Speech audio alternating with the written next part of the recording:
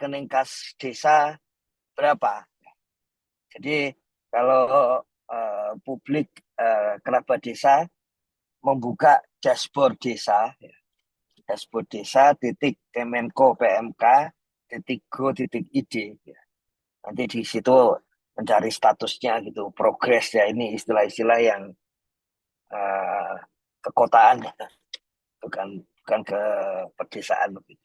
Nah ini kelihatan ini Cak Itong bahwa kalau di sini itu uh, ada 74.911 desa yang mendapatkan dana desa. Berarti di situ ada 43 desa yang tahun ini tidak jadi memperoleh dana desa. Desa mana itu? Nah, itu yang bagian-bagian yang perlu disadari, dan mengapa sampai jumlahnya banyak ya. Kalau dulu yang batal dapat dana desa di tahun 2015 itu paling banyak 60 desa gitu. Itu karena satu kota Batu di Malang itu menolak gitu. Dan kemudian resikonya di tahun berikutnya di AU-nya dikurangi. Nah, tapi itu kasus yang modelnya begitu. Kalau ini mestinya bukan, nggak ada kabupaten yang menolak ya, tapi realnya ternyata 74.911. Kemudian dana salurnya sampai, kalau kita lihat di sini eh, sampai tanggal 16 Desember di bagian kiri bawah. Ini ada tulisan update di 16 Desember. Itu salurnya ke rekening kas desa 68,63 triliun, ya, dana desa. Kemudian dana BLT yang sudah disalurkan ke desa, ke rekening kas desa, itu 10,26 triliun. Ini kinerja yang muncul dari rekening kas umum negara ke rekening kas desa. Berarti ini dari kantor-kantor KPPN di kabupaten-kabupaten dan kota yang ada desanya. Sementara di bagian tenaga pendamping profesional, kalau kita lihat di sini 68,63 triliun yang dicatat oleh pendamping baru 60,01 triliun. Jadi ada sekitar 8 triliun yang belum dilaporkan, belum diokekan oleh mentornya. Kenapa kita bisa bilang belum diokekan mentornya? Karena kalau melihat verifikasinya, ini ada 2.148 laporan PLD, laporan dari 2.148 PLD atau mungkin PD yang belum diokekan oleh mentornya, sehingga tadi capaian dari dana desa kalau pakai Monef dana desa 60 triliun, sementara kalau menggunakan dashboard desa masuk ke rekening kas desa itu 68 triliun. Jadi kalau dari 70 triliun ini tinggal 1, sekian triliun saja yang belum. Kemudian soal BLT juga sama, sudah tersalur 10,24 triliun ya. Tapi dari pendamping melaporkan bahwa salurnya 8, yang bawah ini 8,77 triliun.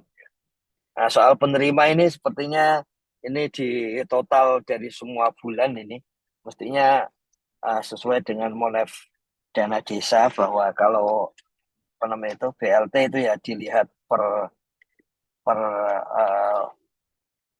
seluruhan. Jadi kalau kita lihat di sini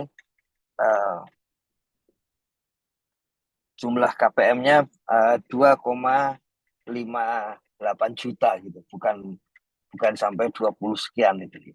Kemudian anggaran BLT-nya ini 10,28, tapi dari 10,26 itu yang tersalur baru 8,7. Jadi ini untuk menunjukkan saja bahwa meskipun hari ini kita sampaikan refleksi, tapi ada kemungkinan nanti dalam beberapa hari ke depan itu ada lonjakan, bukan karena tiba-tiba eh, desa lebih cepat, bukan, tapi karena pelaporannya yang lebih cepat ya. Karena kalau kita lihat di sini untuk BLT juga ada 3.000 laporan dari 3.228 PLD dan PD mestinya yang belum dicek, diokekan oleh mentornya gitu. Sehingga akhirnya akibatnya adalah belum belum masuk gitu. Jadi masih banyak kondisi seperti itu ya. Termasuk banyak lah kalau sampai ribuan itu pada bulan terakhir itu ya. Jadi apa namanya ya, ini bagian dari para mentor untuk menjalankan tugasnya itu. Nah, kemudian kalau kita lihat lebih lanjut untuk bagian refleksinya, ini ada beberapa hal yang mungkin lebih spesifik gitu. Kalau kita lihat dari refleksi untuk yang pertama SDGs desa, paling tidak kita kuatkan kembali bahwa ekosistem kebijakan desa itu ya memang desa lebih cocok untuk pemerataan sebagai instrumen kebijakan pemerataan pembangunan untuk saat ini ya. Meskipun untuk tahun depan mestinya bisa juga sebagai instrumen pertumbuhan pembangunan.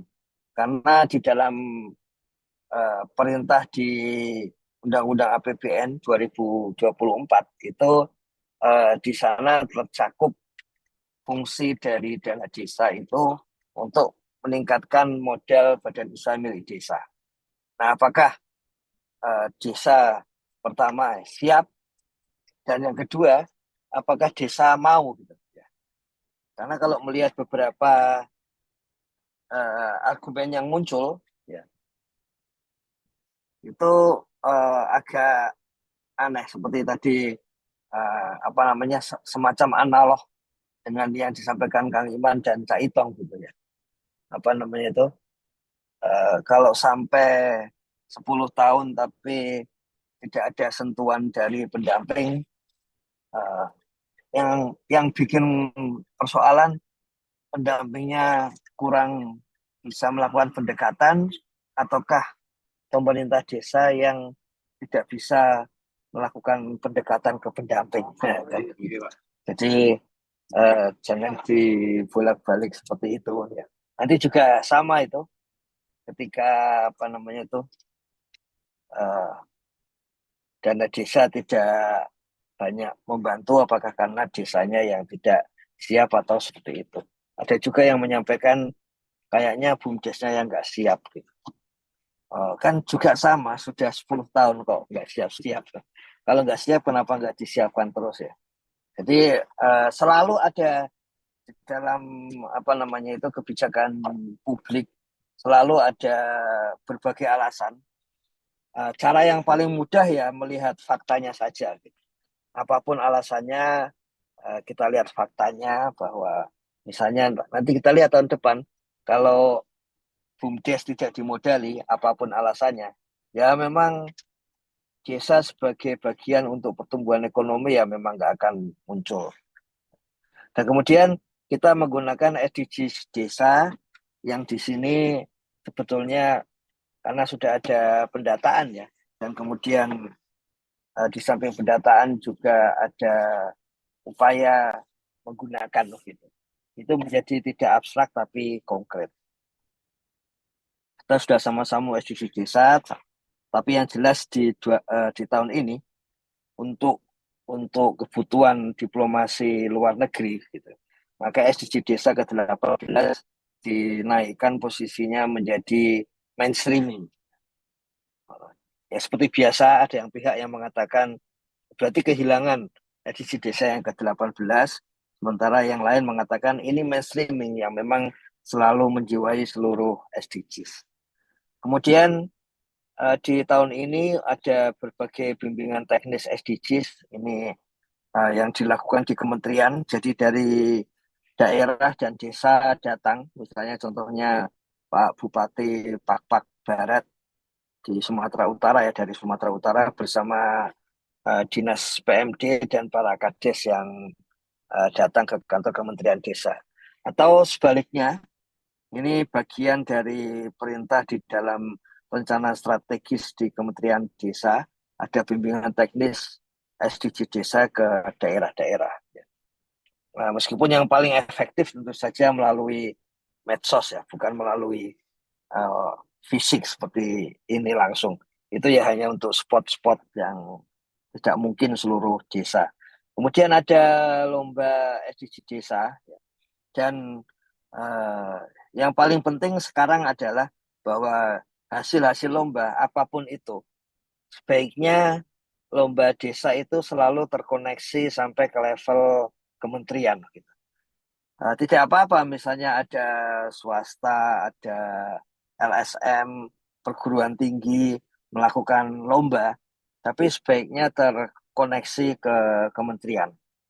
Karena peluang bagi desa untuk memperoleh tambahan pagu dana desa sebagai apa namanya itu sebagai hasil dari dia menang lomba di level nasional dilakukan oleh kementerian itu kan nilainya lumayan 35 juta. 35 juta itu ya kira-kira setara dengan 3% dana desa untuk operasional kepala desa. Dan tambahan tambahan hadiah itu kan yang juga penting adalah tidak ada penggunaannya secara khusus sehingga memudahkan desa untuk itu digunakan untuk apa saja sesuai dengan kebutuhan desa ya. Jadi menariknya seperti itu. Kemudian SID yang saat ini juga ada pengembangan termasuk dashboard dari edisi desa. Nanti minggu depan tim dari Bu Kapusdatin perlu menyampaikan kepada kita semua gitu apa saja yang sudah diperbaiki dan apa saja yang belum gitu. Kemudian juga atas jasa para tenaga pendamping profesional juga APBDes desa-desa sudah terkompilasi sejak pertengahan semester 1 lah dari tahun ini yang kemudian kita bisa mengetahui fokus APBDes untuk SDGs desa ya. Jadi di sini kelihatan mana saja fokus untuk SDGs desa dan yang menarik adalah pada semester 1 pun akhirnya kita sudah bisa memahami apa yang akan dilakukan desa hingga akhir tahun ini gitu. Ya, jadi karena APBDes terkompilasi maka kita bisa mengetahui apa yang akan dilakukan oleh desa eh, sampai akhir tahun ini. Kita lihat hasil edisi desa tidak terlalu bagus gitu ya dari sisi ini secara keseluruhan. Namun yang penting bahwa kita mengetahui pada level mana posisi kita itu. Itu yang paling penting. Jadi soal bagus dan tidak itu kan bagian dari upaya kita. Berarti perlu ada upaya lebih lanjut, tapi mengetahui posisi pada saat ini itu menjadi sangat penting. Kemudian pengembangan dari sistem informasi desa nanti kita minta uh, berikutnya ya dari Pusdatin dan sebagainya. Nah, implementasi dari SDG desa di lapangan ini apa namanya yang sudah dijalankan dan memang salah satu PR bagi kementerian adalah peta jalan yang bisa muncul secara otomatis dari hasil SDG desa itu. Harusnya peta jalan itu muncul otomatis, tidak usah merepotkan desa lagi. Tinggal desa memutuskan akan menggunakan atau tidak, menggunakan sebagian atau seluruhnya, atau kalau tidak pasti lebih repot ya, tapi sebagian atau seluruhnya. Kemudian Ya, ini tadi di Riau, ini di NTT, eh, kemudian di Papua ya, eh, untuk pelaksanaan implementasi SDG desa.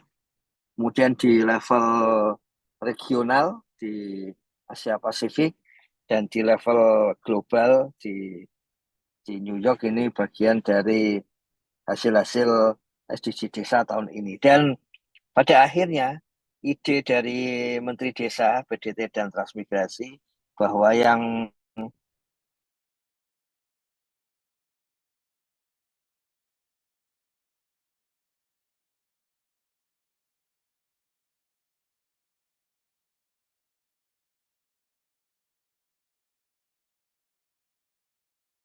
selalu pesimistis, apa mungkin bisa dicapai dan sebagainya.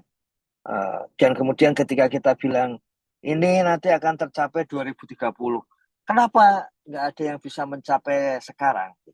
Ya karena terlalu besar levelnya negara, apalagi level global. Tapi begitu level desa, itu benar-benar ada yang sudah mencapai goal ketiga desa, yang sudah mencapai aspek-aspek kesehatan. Kemudian goal yang kelima, tujuan yang kelima, tentang bagaimana partisipasi dari perempuan desa. Kemudian desa yang sudah bisa memenuhi sanitasi dan air bersih bagi warganya. Lalu desa yang memenuhi soal energi bagi warganya. Jadi ini memberikan dari sisi afeksi ya, memberikan optimisme bahwa mungkin bisa dicapai kalau level desa. Sementara hal yang lain bahwa oh kalau gitu kita bisa melakukan secara praktis karena ini langsung kelihatan di lapangan. Kemudian berikutnya dana desa. Dana desa tahun ini 70 triliun, tapi dengan strategi, dengan regulasi yang baru, maka kemudian perlu perlu kita membaca jangan 70 triliun.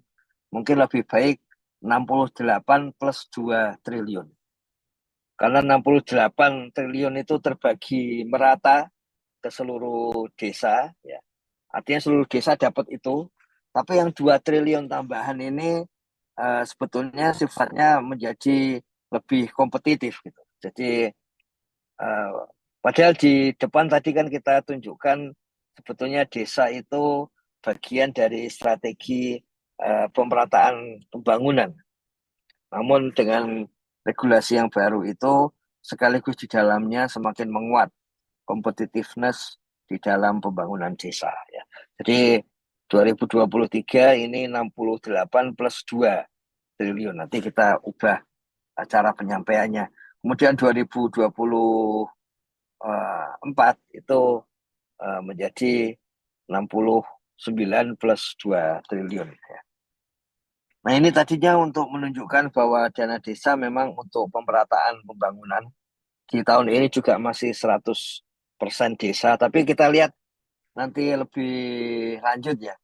Karena kan tadi ditunjukkan kok 74911 desa yang dapat. Secara normatif 100% desa, tapi kalau sampai tidak bisa dapat 100% penyebabnya kenapa. Nah, kiranya nanti yang di lapangan yang lebih tahu. Dan tadi yang kita tunjukkan bahwa desa dan kemudian dana desa itu memang efektif untuk membangun rakyat ya, untuk menyejahterakan rakyat ya ditunjukkan kalau dana desa ini 8%-nya untuk pemerintah desa, 92%-nya untuk warga desa. Meskipun karena kecuali BLT ya, yang bisa langsung warga desa by name by address, tapi selebihnya adalah untuk warga desa tapi sebagai satu komunitas, bukan orang per orang. Ya. Yang orang per orang itu kalau BLT dana desa, kalau di kementerian lain ya JTKS dengan bantuan sosial. Tapi kalau untuk desa, kiranya basisnya wilayah. Tadi kalau kita lihat penyerapan dana desa sampai tanggal 12 Desember seperti ini, Untuk BLT tadi sudah. Nah, padat karya tunadesa ini kalau merujuk kepada laporan tenaga pendamping profesional, ini turun relatif drastis. Tahun ini sampai pada hitungan kemarin itu 483.108 warga desa yang ikut serta dalam PKTD ya, padat karya tunai desa. Coba kalau kita bandingkan di tahun 2000 itu mencapai lebih dari 2 juta warga desa. Tahun 2020 ya, jadi artinya itu di masa COVID pun itu 2 juta lebih. Kemudian turun terus tahun lalu bahkan cuma 700 sekian ribu. Tahun ini 400 sekian ribu warga desa. Jadi semakin turun. Seperti biasa kita perlu lihat karena ini laporan dari para pendamping apakah karena ada yang belum terlapor atau seperti apa. Tapi kalau itu semakin turun ini artinya fungsi PKTD untuk menjaga apa namanya itu daya beli ya, sebetulnya tujuannya itu. Jadi kalau ada yang bertanya berkali-kali, ada yang bertanya 50 itu terlalu 50% ya, terlalu sulit itu ya, terlalu sulit. Tapi sebetulnya data PKTD di Monef Dana Desa itu 60% saat ini. 60% dana itu digunakan untuk tenaga kerja. Jadi apa namanya masih perlu didalami lagi sih. Apakah benar seperti itu? Karena di tahun-tahun yang dulu ketika belum dicek satu persatu itu maksimal 27% dana untuk honor dibanding keseluruhan kegiatan. Kalau sekarang bisa sampai 60% itu ya memang lompatan yang sangat tinggi ya. Sampai hampir 2 kali lipat lebih gitu. Kemudian untuk stunting masih ada ini 10 triliun ya. Kemudian ketahanan pangan 13,8 triliun. Ini kalau dilihat dari tagging pendamping dan kemudian dari laporan desa, ini earmark atau istilahnya earmark atau kita sering menyebut ini dibuat dipotong-potong ini dana desanya minimal 20% untuk ketahanan pangan. Itu angka 13,8 triliun itu ya 20% itu. Ya. Jadi betul-betul tidak diberi kesempatan untuk yang lain. Kemudian ada desa wisata yang masih kecil ya 700 miliar dan kegiatan prioritas desa yang lain. Jadi ketahanan pangan ini kalau kita lihat turunnya itu ya hampir 0,5 triliun ya, dari tahun lalu. Ya. Kalau kita lihat seperti itu. Tapi nanti kita lihat sampai akhir tahun ini, Cak Itong. Barangkali dari pendamping nanti akan memberikan laporan lebih detail lagi. Kemudian di mana ketahanan pangan ini banyak digunakan, ini di Jawa, Jawa Tengah, Jawa Timur, Jawa Barat ya. Meskipun untuk Jawa Barat ini uh, jauh lebih rendah ya daripada Jawa Tengah dan Jawa Timur. Nah, tahun lalu bahkan yang tinggi itu adalah di Papua. Dan ketika kita cek kenapa kok tinggi di Papua itu bukan untuk menanam ya. Dan kalau tahun ini sudah agak mending banyak yang untuk menanam.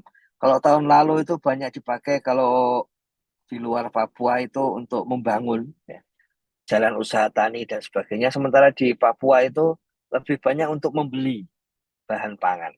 Kemudian dibagikan kepada warga desa.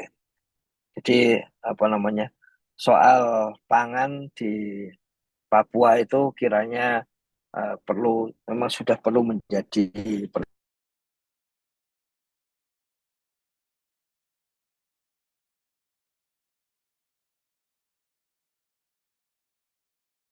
cleaning, sudah dibersihkan oleh tim di Pusdatin gitu.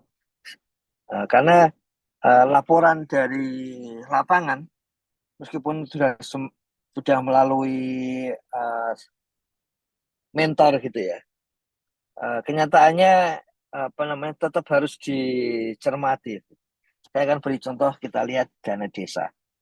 Setelah data-data yang tidak masuk akal atau salah input dibereskan di level nasional, dan itu butuh butuh effort pekerjaan yang sangat berat karena 75.000 desa. Jadi tetap sangat berat dilihat satu persatu. Yang paling ringan tentu saja kalau mentornya sangat teliti, ya, sehingga tidak mengokekan sebelum mencek betul datanya. Jadi di sini 33.000 ya. Kemudian kalau kita lihat di Monef Dana Desa, di dalam Monef Dana Desa itu atas permintaan dari unit kerja yang lain dan para pendamping, itu di situ kemudian ditambah ada di sini ada menu dashboard.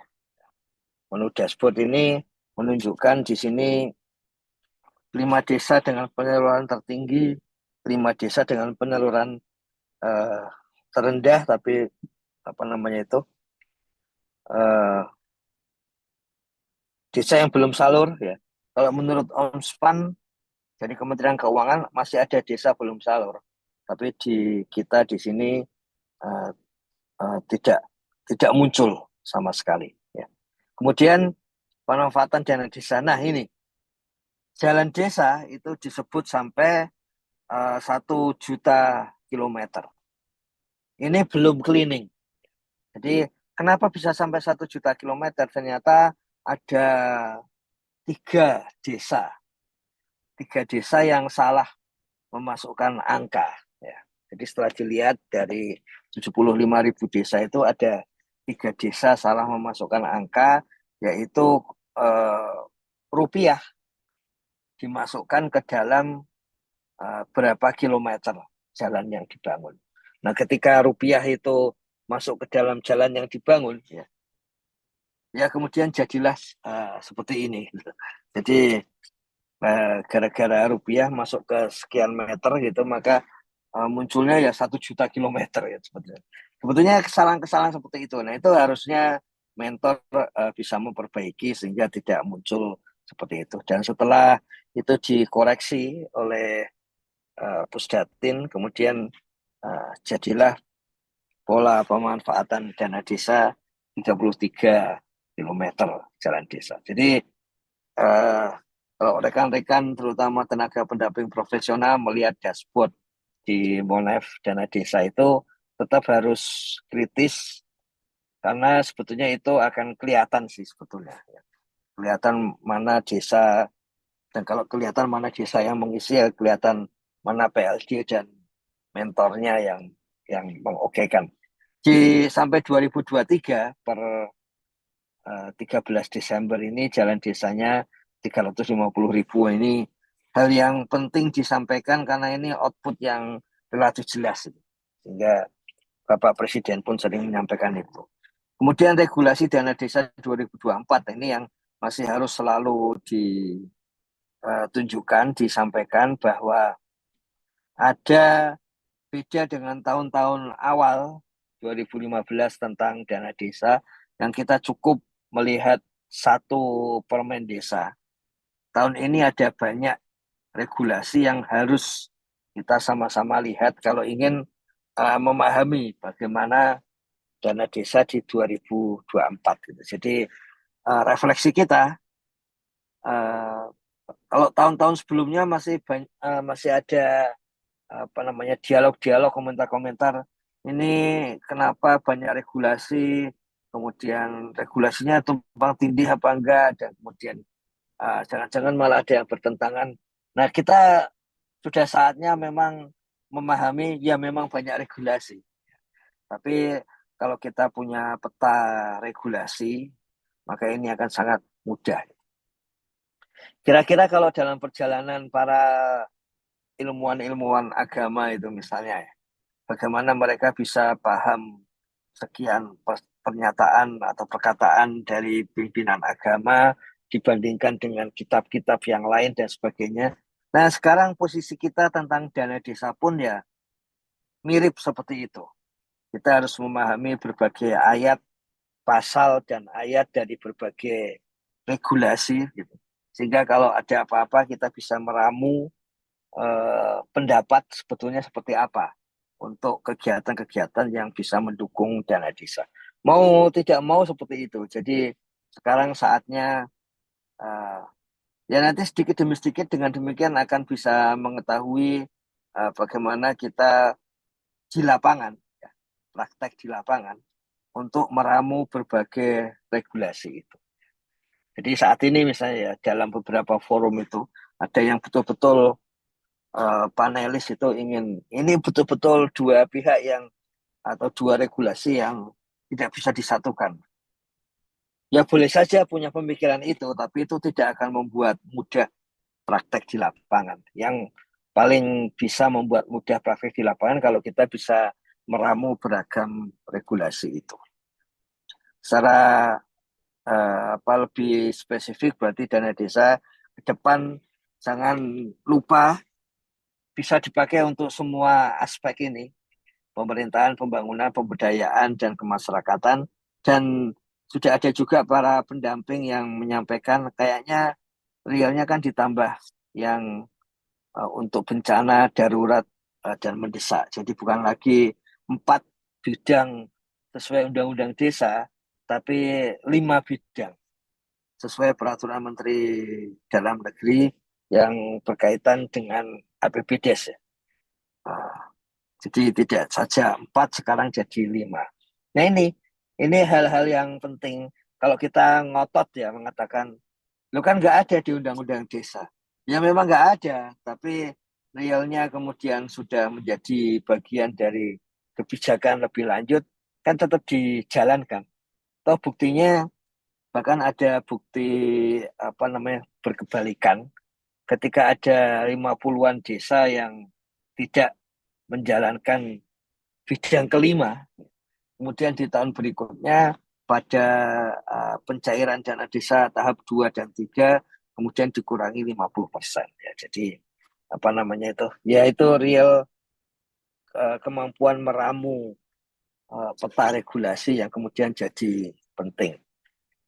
Saya kira kita sudah sering melihat bagaimana APBDes itu selalu meningkat dan yang paling penting tahun ini ada peraturan Menteri Keuangan bahwa tahun depan ADD itu harus disampaikan pemerintah daerah ke desa, ya. Dan saat ini sedang ada banyak seperti biasa suatu kebijakan sedang ada banyak pola menawar, ya.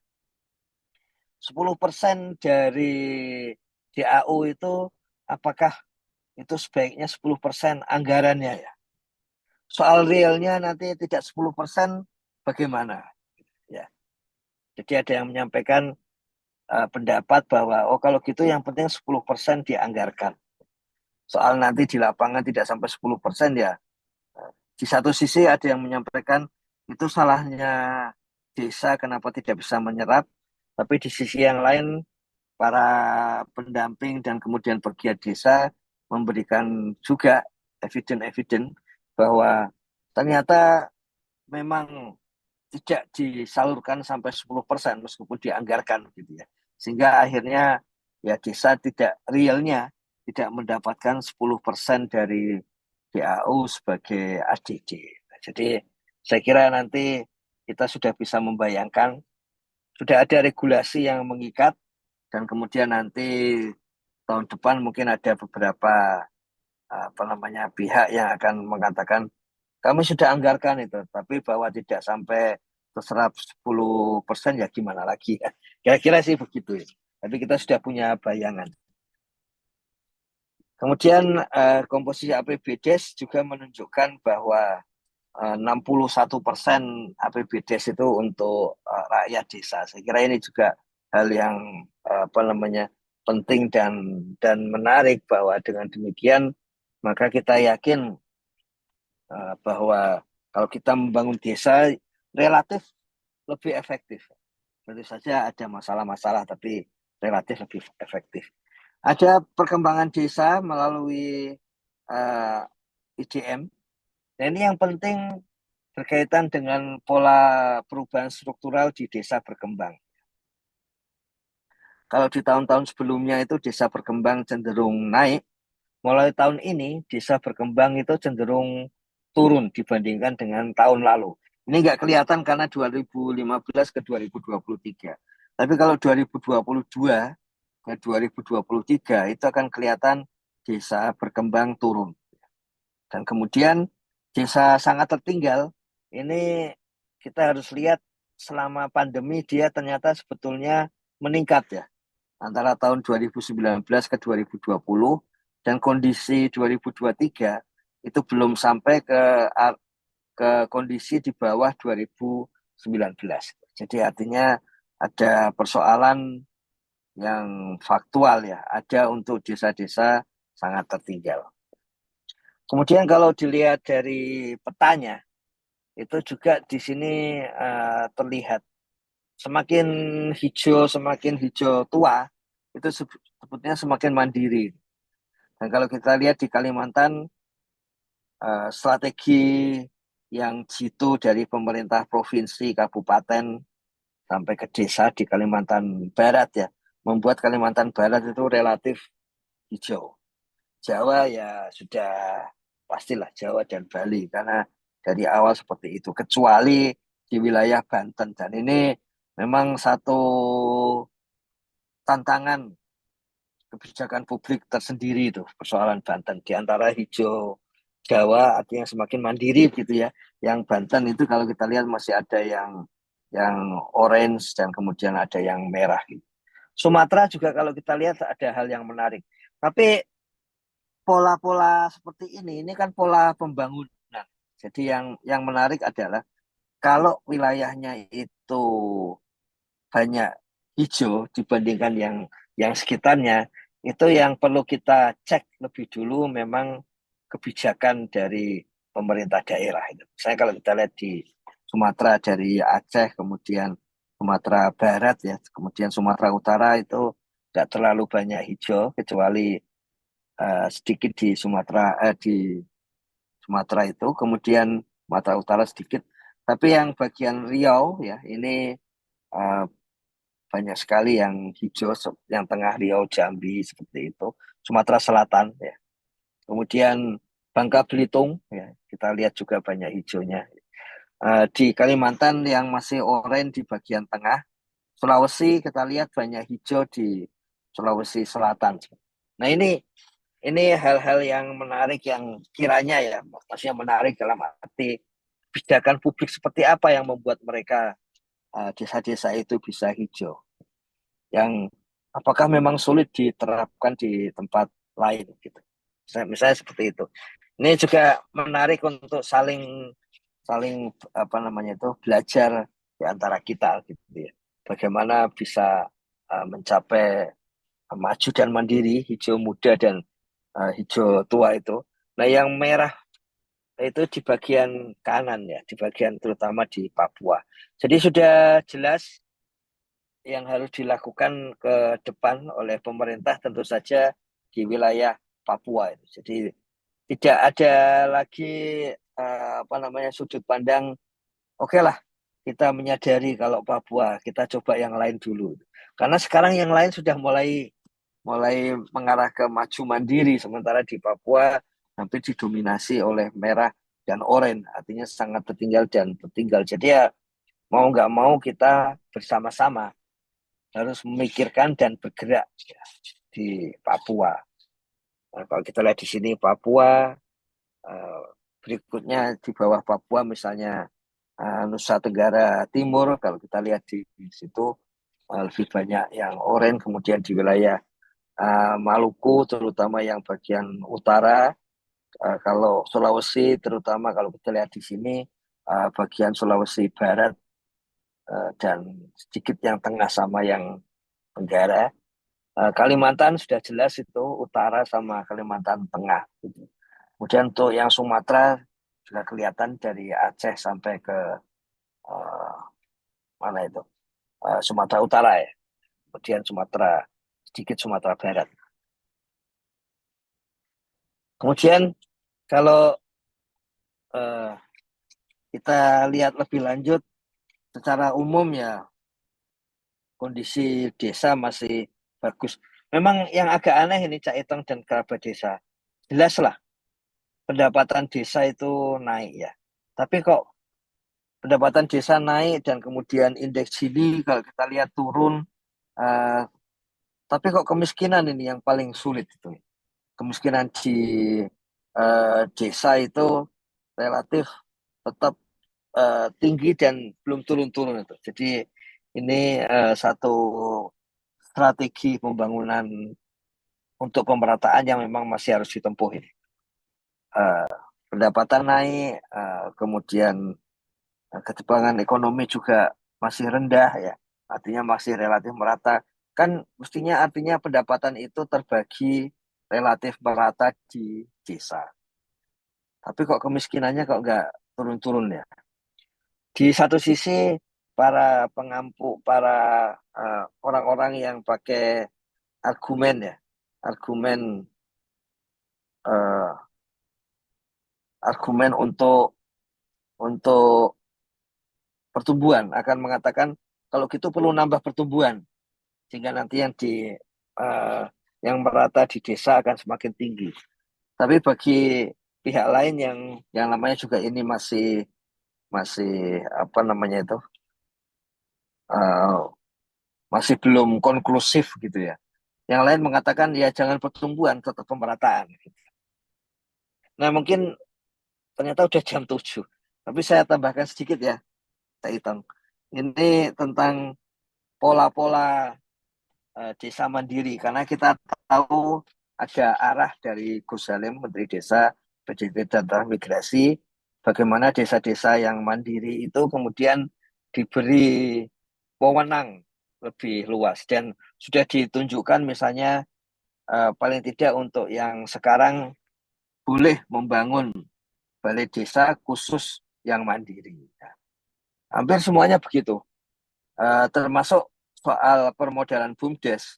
Beliau punya pemikiran wajib saja, terutama bagi desa mandiri, supaya dia semakin kuat untuk ekonominya. Gitu. Nah, apakah pemikiran itu punya dasar? Ya? Apakah ada dukungan fakta terhadap pemikiran uh, Menteri Desa itu? Nah, kalau kita lihat ini ada hal-hal yang menarik ini. Kalau kita bandingkan apa namanya yang dimaksud mandiri oleh menteri itu ya bukan terus desa mandiri ya, tapi mandiri dalam arti secara keseluruhan desa makin maju seperti itu. Tapi kalau kita lihat di sini memang rata-rata APBDes desa yang makin mandiri ya memang makin tinggi. Begitu juga PADes-nya. Jadi PADes untuk desa yang makin mandiri juga makin tinggi. Baik dari sisi persentase, artinya memang semakin kuat beneran, maupun dari sisi jumlah, karena tadi kan APBDes-nya tinggi ya. Jadi kalau APBDes tinggi didukung oleh PADes yang tinggi ya, memang desa itu relatif kuat gitu.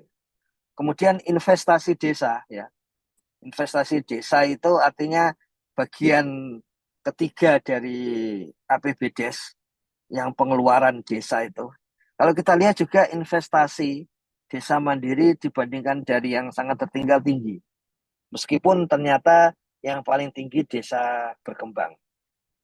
Kemudian rata-rata kegiatan pembangunan desa di APBDes ini juga menunjukkan desa mandiri itu punya kegiatan rata-rata ya lebih tinggi daripada desa-desa yang lebih terbelakang.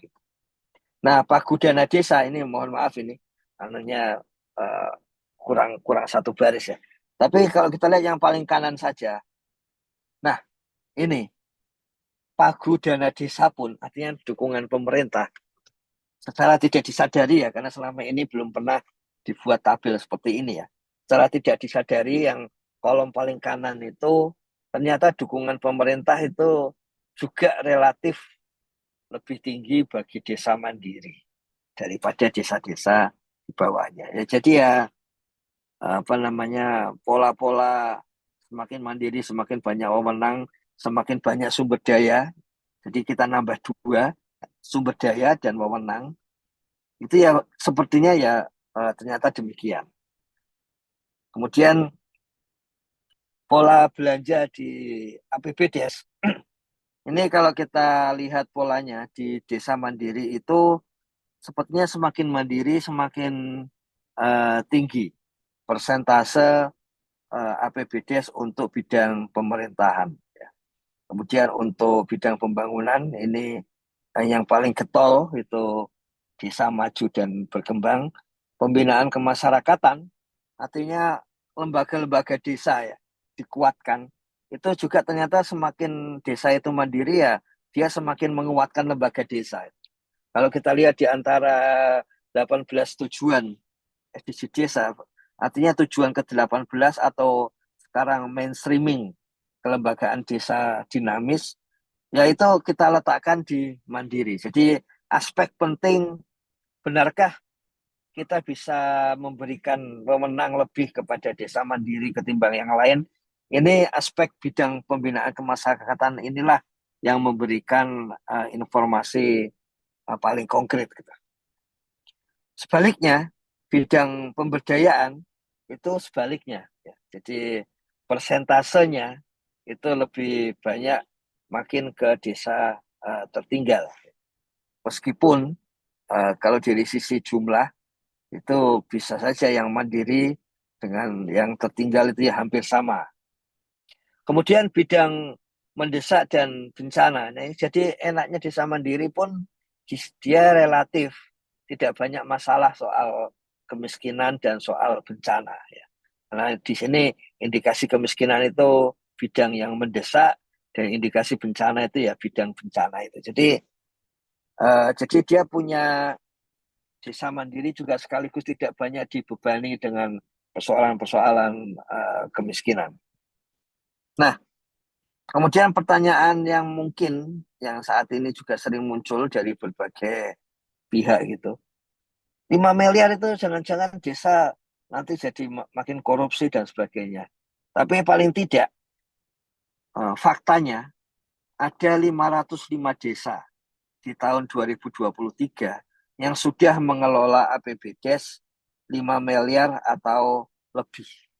Jadi artinya desa-desa sudah mulai terbiasa juga meskipun kalau 500 desa kan berarti ya sekitar berapa persen itu sekitar 1% ya kurang dari 1% ya, desa yang sudah terbiasa dengan dana 5 miliar makanya ini APBDes 5 miliar ini desa-desa seperti ini perlu kita segera pelajari sehingga kelak kalau memang dana desa tiba-tiba dinaikkan dengan tinggi, kita sudah punya bahan apa yang harus dilakukan desa. Sehingga membuat banyak pihak di luar desa itu bisa percaya bahwa desa bisa mengelola itu. Paling tidak tahun ini 505 desa teruji mengelola APBDes di atas 5 miliar. Dan yang menarik ini, paling banyak di mana? Kita lihat persentasenya itu. Ya. Paling banyak di DIY 99 desa, ya. Kemudian Jawa Barat, Bali, tapi juga ada Kalimantan Timur. Kemudian ada juga Riau. Dan status IDM-nya juga menarik ini. Ada desa yang sangat tertinggal dan tertinggal meskipun yang dominan tetap yang maju mandiri ya. Tapi nanti kita lihat lebih lanjut. Yang desa tertinggal sangat tertinggal bisa mengelola 5 miliar karena mendadak ada misalnya kena jalan tol apa gimana gitu. Seperti itu. Kiranya seperti itu, Cak Itong. Kalau persiapan refleksi ini sih, kalau saya siapkan di sini, Cak Itong, itu apa namanya itu sebetulnya persiapannya sudah agak banyak sih, cuman ya pasti tidak mungkin dalam waktu yang dekat. Ini kalau kita lihat di kanan bawah ini kan 235 slide yang sudah disiapkan.